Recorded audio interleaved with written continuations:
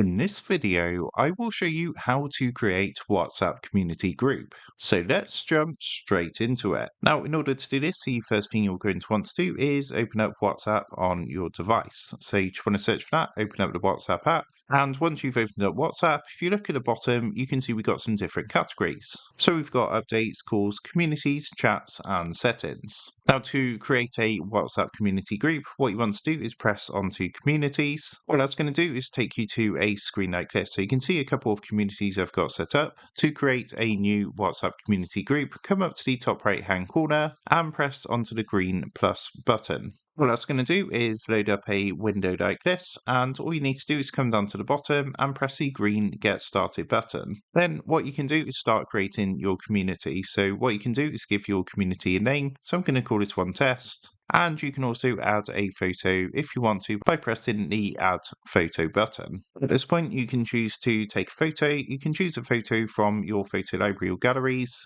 add an emoji and sticker, or search the web for an appropriate photo. What I've done in this example is just added an emoji as the community group logo, and once you're happy, come down and press the green Create Community button. As you can see, the community is now set up ready to go. What we can now do is add different groups to the community, which is going to appear in the list here. Of course, community members can then go ahead and join these specific groups.